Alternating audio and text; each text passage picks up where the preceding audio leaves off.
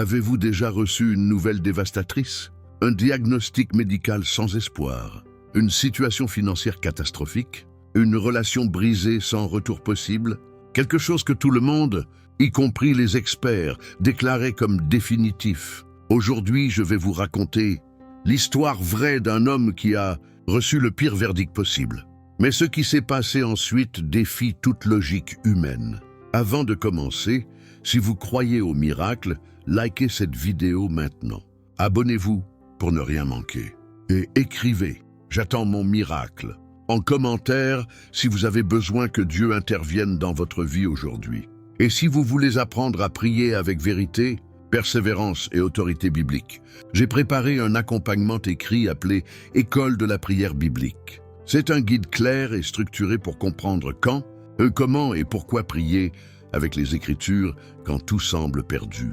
Le lien est dans la description et en commentaire épinglé. Allons dans le vif du sujet. Nous sommes en Israël, environ 700 ans avant Jésus-Christ. Ézéchias règne sur Juda. C'est un roi fidèle à Dieu, un homme qui a détruit les idoles et ramené son peuple à l'adoration du vrai Dieu. Mais voilà qu'Ézéchias tombe gravement malade. Si malade que Dieu envoie le prophète Ésaïe avec un message. Et ce message va glacer le sang du roi. Écoutez bien ce que dit la Bible dans 2 Rois 20, verset 1. En ce temps-là, Ézéchias fut malade à la mort. Le prophète Ésaïe vint auprès de lui et lui dit « Ainsi parle l'Éternel. Donne tes ordres à ta maison, car tu vas mourir, tu ne vivras plus. » Arrêtez-vous un instant. Ce n'est pas un médecin qui parle. Ce n'est pas une opinion humaine. C'est Dieu lui-même qui annonce « Tu vas mourir. » Point final. Pas de peut-être, pas de « on va essayer un traitement ». C'est définitif. C'est Dieu qui le dit. Imaginez la scène. Vous êtes dans votre lit malade. Le prophète de Dieu entre dans votre chambre. Et au lieu de prier pour vous, il vous dit « Prépare ton testament, c'est terminé. » Qu'auriez-vous fait à la place d'Ézéchias? Vous résignez? Acceptez le verdict? Pleurez sans espoir?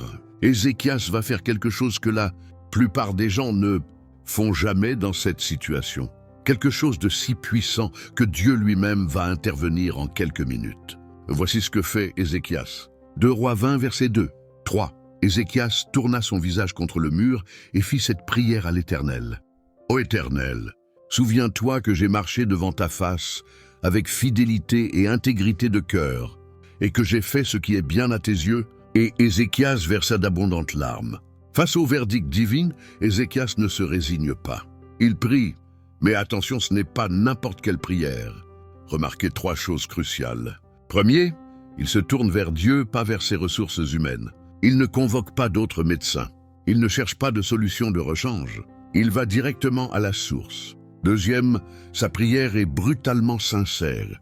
Pas de formule religieuse, pas de langue de bois. Il parle du cœur. Troisième, il pleure abondamment. Ce ne sont pas des larmes de façade. C'est un homme brisé qui déverse son cœur devant son Créateur. Et c'est là que tout bascule. Ésaïe sort de la chambre du roi. Il traverse le couloir. Il n'a même pas atteint la cour du palais. Et soudain, Dieu l'arrête net. Écoutez 2 Rois 20, versets 4 à 6. Ésaïe, qui était sorti, n'était pas encore dans la cour du milieu. Lorsque la parole de l'Éternel lui fut adressée en ces termes, « Retourne, et dis à Ézéchias, chef de mon peuple, ainsi parle l'Éternel, le Dieu de David, ton père. J'ai entendu ta prière, j'ai vu tes larmes. Voici, je te guérirai. Le 3e jour, tu monteras à la maison de l'Éternel. J'ajouterai à tes jours 15 années. Attendez, relisez ça lentement. En quelques minutes, entre 2 couloirs du palais, le verdict change complètement. Avant, tu vas mourir, tu ne vivras plus. Après, je te guérirai et j'ajouterai 15 ans à ta vie. Pas 3 jours de sursis, pas 3 mois. 15 années complètes ajoutées à un homme condamné à mort par Dieu lui-même. Mais ce n'est pas tout. Dieu donne même un signe cosmique pour prouver sa promesse. L'ombre recule de 10 degrés sur le cadran solaire. Les lois de la physique se plient devant la prière d'un homme au cœur brisé. Laissez-moi vous poser une question dérangeante. Qu'est-ce qui a fait la différence? Pourquoi Dieu a-t-il révélé une miséricorde plus grande que le verdict annoncé? La réponse va vous surprendre. Et c'est ici que la plupart des gens se trompent complètement. Beaucoup pensent qu'Ézéchias a mérité sa guérison par sa fidélité passée. Faux. D'autres croient que c'était simplement son destin de vivre plus longtemps. Faux aussi. La vérité est bien plus puissante et bien plus accessible à chacun d'entre nous. Dieu dit « J'ai entendu ta prière, j'ai vu tes larmes ». Ce sont deux verbes d'action. Dieu a répondu à quelque chose de spécifique, une prière sincère, venant d'un cœur brisé. Voici ce que cette histoire nous enseigne aujourd'hui. Première leçon, rien n'est jamais totalement définitif. Avec Dieu, ce qui semble impossible aux hommes ne l'est pas pour Dieu. Même quand tout le monde dit c'est fini, même quand les circonstances hurlent il n'y a plus d'espoir, Dieu peut intervenir. Ce mariage brisé que tout le monde disait mort, cette entreprise en faillite que les experts avaient enterrée, cette maladie incurable face à laquelle la médecine avait capitulé. Dieu se spécialise dans les cas désespérés.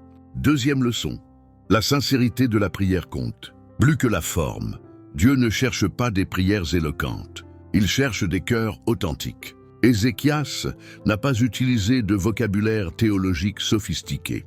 Il a juste pleuré et parlé vrai. Dieu regarde au cœur, pas au dictionnaire. Troisième leçon, Dieu peut répondre immédiatement. Ésaïe n'avait même pas quitté le palais.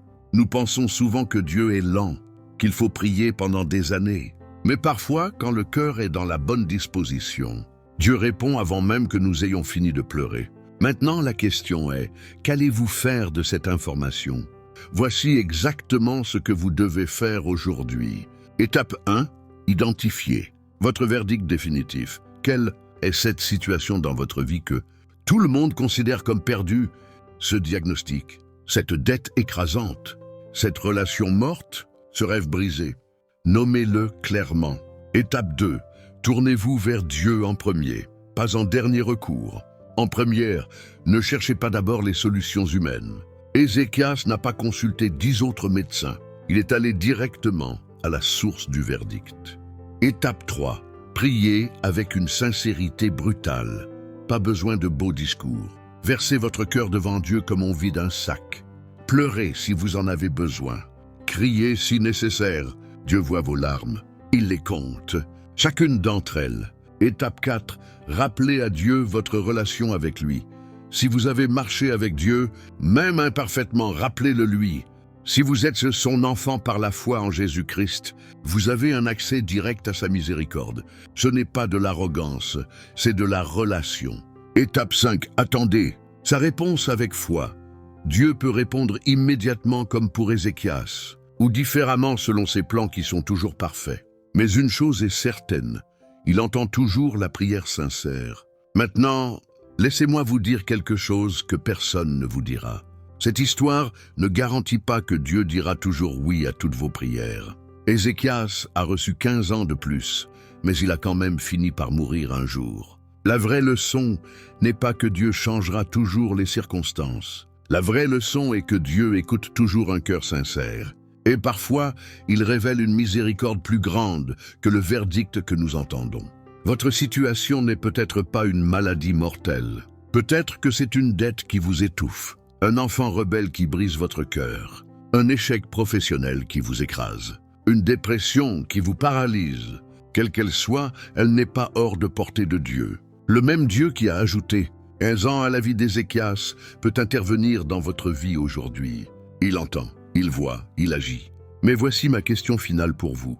Allez-vous vous tourner vers le mur et prier comme Ézéchias? Ou allez-vous simplement fermer cette vidéo et retourner à votre désespoir? Aujourd'hui, maintenant, où que vous soyez, je vais prier avec vous. Fermez les yeux si vous le pouvez. Inclinez votre cœur devant Dieu et répétez cette prière dans votre cœur. Père Céleste, je viens devant toi aujourd'hui avec un cœur brisé. Tu connais ma situation. Tu vois ce verdict que tout le monde dit définitif. Seigneur, comme Ézéchias, je me tourne vers toi. Je n'ai plus de solution humaine, mais je crois que tu es le Dieu de l'impossible. J'ai entendu ta prière, j'ai vu tes larmes, as-tu dit à Ézéchias. Seigneur, entends ma prière aujourd'hui. Vois mes larmes, interviens dans ma situation. Que ta miséricorde soit plus grande que le verdict que j'ai reçu. Je ne comprends pas toujours tes voies, mais je choisis de te faire confiance. Au nom puissant de Jésus-Christ, Amen. Si vous avez prié cette prière, écrivez Amen dans les commentaires pour déclarer votre foi. Partagez cette vidéo avec quelqu'un qui a besoin d'espoir aujourd'hui. Et pour ceux qui veulent aller plus loin dans la prière, n'oubliez pas le guide d'accompagnement biblique disponible. Le lien dans la description et en commentaire épinglé. Et n'oubliez pas, Dieu écoute les prières sincères. Que Dieu vous bénisse.